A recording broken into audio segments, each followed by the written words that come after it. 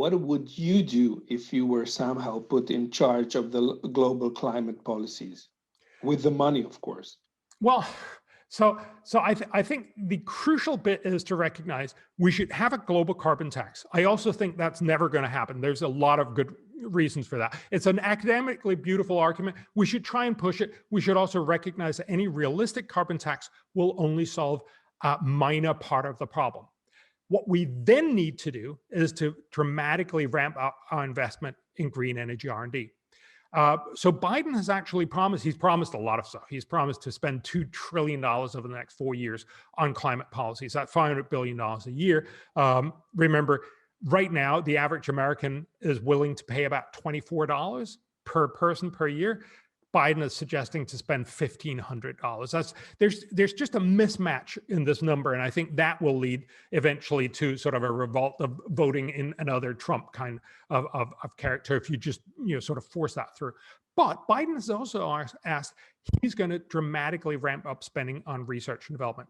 Now, you can still make that, you can still bungle that, because obviously companies are going to say, oh, give all that money to us and we'll do research for you, which of course is code for saying we'll make the next product for the next 3 months or do the stuff that we would have done anyway, mostly.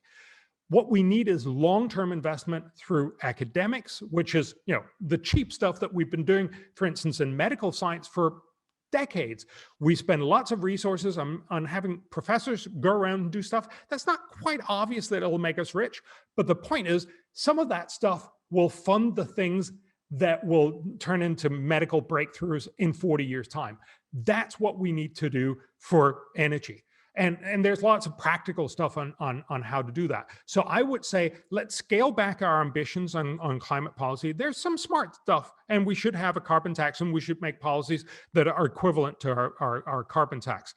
But we should mostly be focusing on research and development into green energy, because if we can get this one or these few technologies, just to give you an example, Craig Venter, the guy who cracked the human genome back in 2000, he has this idea of constructing these algae that soaks up sunlight out on the ocean surface, soak up sunlight and CO2 and produce oil.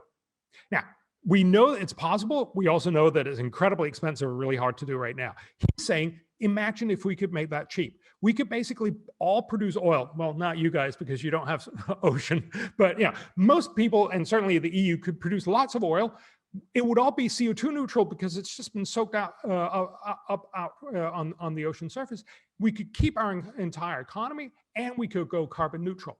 I'm not saying this is what's going to power the 21st century because I don't know. I don't think anyone knows. But the whole idea is somebody will come up with that idea, and that's what's going to fix the climate problem much more so. And Gates, for instance, is investing in fourth generation nuclear. They promise it's going to be much safer, much cheaper, modular, all that stuff. And we've been promised a lot for the last 3 generations, so let's see. But maybe that will be it. And then everyone will just embrace that technology and we'll be done with it. Technology solves problems in a way that command economy rarely does. You can do a little bit with command, but you can't get people to spend $1,500 if they're only willing to spend $24. You'll be voted out of office. What would be your ideal proportion of funds funneled into innovation compared to maintaining the present kind of policies? We've suggested, backed up by a panel of 3 Nobel laureates and 27 of the world's top climate economists, that you should be spending about $100 billion a year on research and development. Right now, we're spending about 15. So, it's about a 6-fold increase. So a lot of extra money, but in the global scale. So this would be what, 30, 40 billion dollars. So roughly 30, 40 billion euros for the EU. That's a lot less than what we're spending right now. The problem, of course, is what we're spending right now is other people's money. So the EU makes determinations that mean that the electricity gets more costly for you and for me. So we're paying it.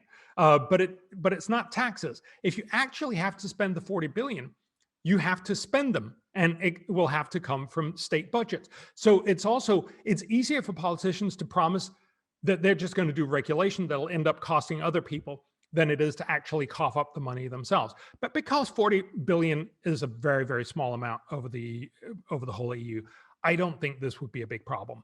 And it would save us in the order of many hundreds of billions of dollars. There's a huge conversation about just exactly how much this is, because most of the cost is, as we talked about before, reduction in GDP growth.